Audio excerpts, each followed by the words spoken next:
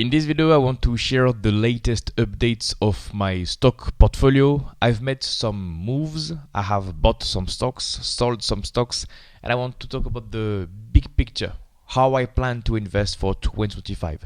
So I have shifted back to my core strategy, and the strategy evolved over the years. So that will be it. Just a quick chat, you and me, without much editing. Take your time, take a glass of water, take some tea, take some coffee, and we can start. In case this is your first video from my YouTube channel, welcome. My name is Christophe Nour. I've been investing in the stock market for almost a decade now, and I have achieved a performance of 25% per year. And for the past few months, I've been thinking about how I should invest for the future. Because if I look back at my performance at my best years, the strategy was very special. And if you look at the latest years, the strategy has kind of changed. So a few months ago, I have released the video saying, yeah, I went to full value investing mode and didn't like it. So I'm going back to GARP, growth at a reasonable price strategy, because this is how I got almost all my gains in the stock market. And you can differentiate between value investing, growth investing. I don't really believe in this. You can go to extremes like deep value plays, but at the end of the day, you just buy a stock and you hope that the business improves, the earnings per share improve over time, and the stock goes up over time because you think the value is up there. So that's it.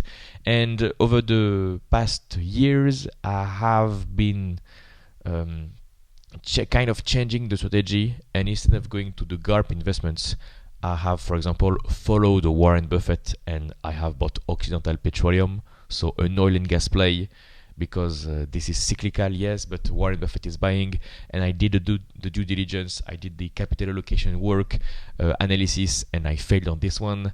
I have made some moves in China because I said, okay, this is too cheap to ignore. For Alibaba, I've lost money. For Tencent, I've made some money on this one, but this was a little bit too stressful. I mean, you have to monitor what China is doing, and the earnings per share are struggling. So again, this is not GARP investing. This is value investing because this is cheap, and you hope you wait for a catalyst. Turns out that China is a very difficult place to invest, and I knew it. What is bad is that for all these mistakes, I knew I didn't learn anything. For China, I knew it was hard. For oil and gas, I knew it was cyclical and it was hard. And I have a note here on my phone with all the names that I knew that was a bit risky, but I did it anyways. I have another example with Stellantis, so a car maker. I bought it at the middle of the cycle. It doubled in value, and then it crashed. And the backlog crashed. The CEO left and lost money on this one. But I mean, on the short term, anything can happen. This is the lesson also, and the lesson I can share with you, so you learn from my mistake, as you say. So sometimes in the short term, you can feel smart and make a lot of money, and you can lose it before it rebounds, and it will test your patience if you really believe in the thesis. And this is not the way I want to invest. I want to invest in good businesses that are getting better and better and better. No cyclicality, no difficult situations like investing in Africa, investing in China. Japan and Korea is a little bit strange also to me, like capital allocation wise. This is very, very different. So European companies, very, very tricky. I mean, I'm French, so I know how it works, and if you invest in French companies, most likely you will not make money. You have a lot of dividends that will be taxed a lot, so a lot of taxes, a lot of strikes, but no real returns for the shareholders. Same thing for Alibaba, Stellantis.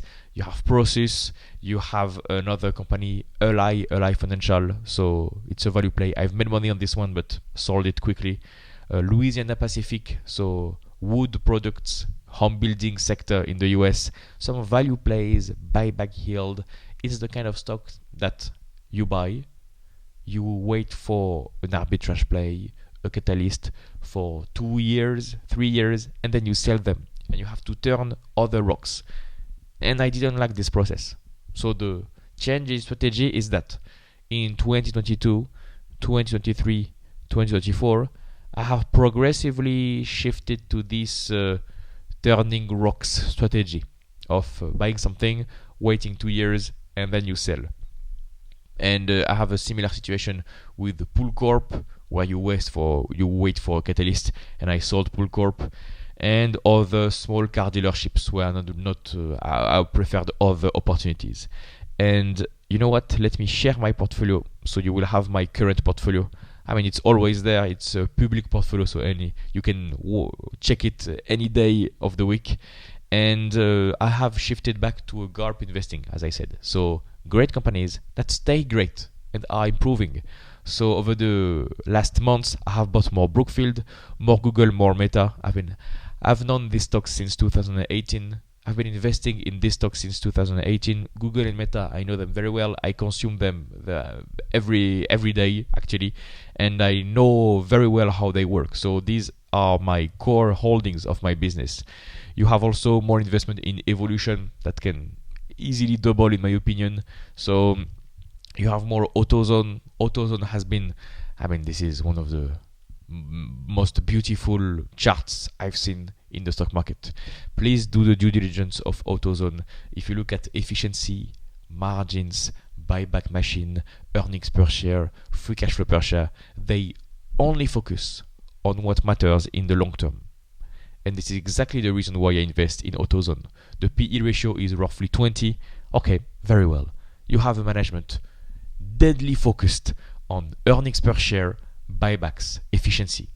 I love it. Same thing with KNSL. Also, I've bought some other names like Lam Research, great companies that are very likely to stay great. And you see here that if you look at all my names, Meta, Landbridge, at the time I had TPL. If you look at my core holdings here, you see that it's a very concentrated portfolio, like 13 stocks is not a lot. I can monitor all of this. And I would say 90% of the portfolio is filled with companies that I won't touch. Because in the long term, these stocks, these companies improve. Brookfield has been improving like 19% per year for 20 years, 30 years. Google, same thing. Meta, same thing. Amazon, like amazing good company, very very well positioned for the future. Evolution is maybe one of the most riskiest stock in my portfolio because it can either be cut in half or can triple, and we will see in 2025 which scenarios that is, but that's 11% of my portfolio. AutoZone, same stuff. You focus, you buy once and you just wait. Same thing for Kinsale Capital, like in the insurance play. Perfect inflation hedge. That's one of the best opportunities I have in the stock market right now. This is not expensive, and they grow earnings per share 20-25% per year.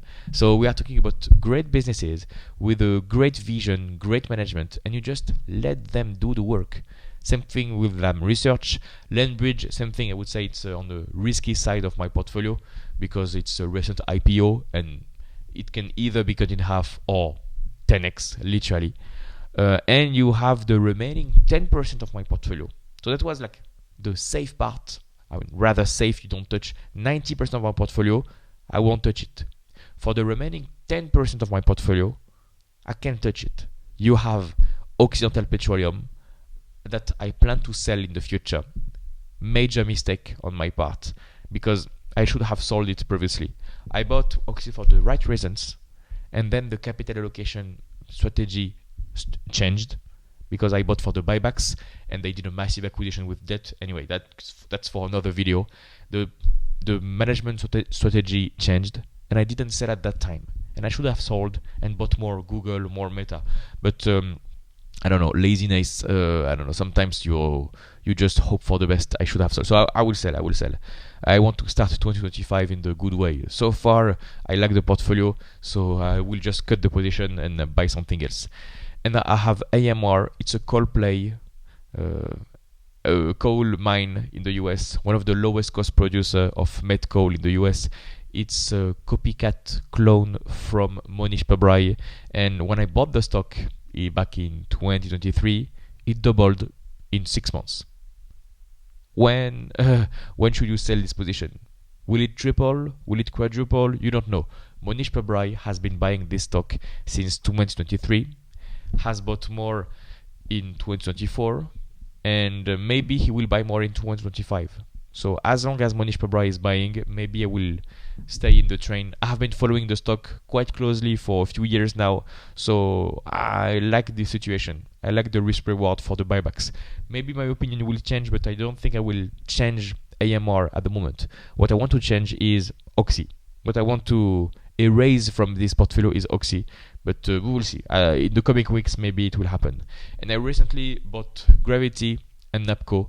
These are my attractive plays that I would not include in the GARP investing 90% part of the portfolio that you don't touch. It's just to keep me entertained and play with some risk-reward opportunities.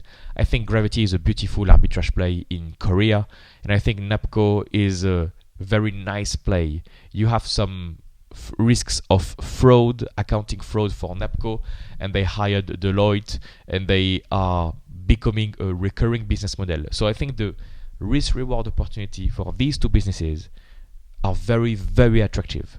But I would not be comfortable if they are like 10% of my portfolio each. I would not be able to sleep well at night, and this is not not my goal. I would prefer to have Amazon. I can sleep well at night. Jeff Bezos is back. They are everywhere, growing nicely. AWS. Same thing with Google or Meta Platforms or Brookfield. I've been following these companies for years. I've been using their products and services for years, most of them. So I know how it works. Exactly. You have this definitely in my circle of competence. So I would say this is the way I see 2025. I'm coming back to my roots because having a portfolio like this is exactly the way I got to 25% per year. It's not the buy and then you turn other rocks and then you sell and then you arbitrage plus 30%, China, oil and gas. I have made some money during doing this, but the work was not worth it. Usually, what works very well, I mean, this is my personal experience after all, it will change for everybody, but what has worked very well for me is doing heavy work on a great company, and you reduce your risks because the odds of the companies doing bad stuff is minimal. You bet on a company that is already great to stay great, and you would be surprised how well some companies can do in the future. You would be surprised how large the runway is for Meta Platforms. Meta Platforms now, they have a market cap of $1.5 trillion. I wouldn't be surprised if they reach the size of Google. This is a phenomenal business model, phenomenal management, phenomenal runway. I use their apps, products, services every day, and all my friends are using them every day. I know exactly how they work. And same thing for Google. I mean, I post on YouTube every day. You have my face every day. So I know exactly how they work, and I know how profitable and efficient they are. And the runway is immense. Brookfield is one of the best risk-reward opportunities I see when it comes to AI, because you have low risks and high returns. So high rewards. So I love the opportunity, and I think it's pretty safe. Great management. Evolution is, it's a big double-edged sword, but we will see. I'm confident. KNSL, etc. Well, so in the future, what you can expect from me, maybe I will make some videos about it, is I will sell Occidental Petroleum and buy something else.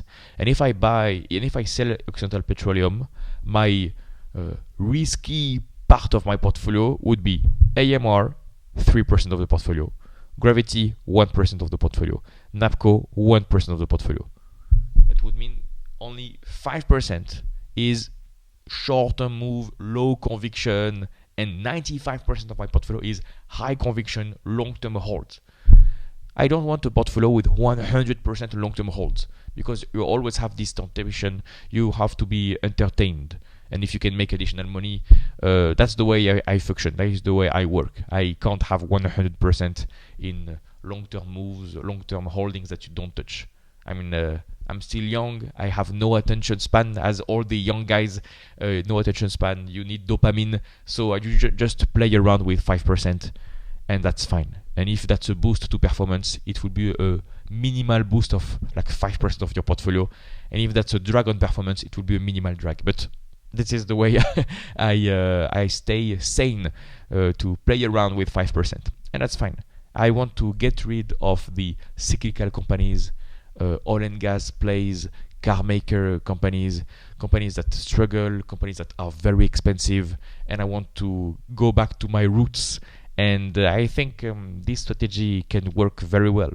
If they continue to deliver, if these companies continue to improve earnings, revenue, they are not really expensive. Even Amazon right now, I mean, it's on the higher range of my valuation, what I want to have. You have a PE ratio between 30 and 40. This is not an extreme valuation, but some people can say, yeah, it's a little bit expensive. Okay, but they can grow 20% per year. They can grow their earnings massively. So in reality, if you look at the next 3 years, we are talking at a cheap stock. So, I mean, it all depends on the growth opportunities you have in the future, right? And I think all these opportunities are either fairly valued or very cheap. Very cheap. You have some stocks. I will maybe make another video about this one. But if you want, I think you have some great opportunities in this portfolio. So in case you didn't know your portfolio, here it is. Again, it's public. You can just type my name on eToro. Type Christophe Nour eToro. You will see my profile. You will see all the moves I have. That's it. And I'm pretty proud of this portfolio. You can comment on the comment section below in case you have some questions regarding my portfolio. But yeah, I'm pretty confident in the profitability of this portfolio. Very high margins, high efficiency, one of the best management. I mean, many of the best management teams of the world. And I think the growth rate for this portfolio will be great. And I hope that's the way I will continue to have 25% per year. So that was it. Quick update for you guys. I wish you a nice rest of your day. If you like this content, I have an investing coaching program. In this program, you will learn a complete investing process. You will learn how to find good stock ideas, how to properly value stocks, when to buy, when to sell, so that you can build a strong portfolio. Additionally, you will have access to my personalized guidance for long-term results. We will do weekly calls where we analyze stocks together, and you will have access to my private number available 24/7 for full support. If you are blocked, if you have any questions, I'm here to help. Click the first link in the description to get more information. You will get a video that explains how everything works completely for free. No need to sign up, no need for your email address. Just click the first link in the description and I'll see you on the other side.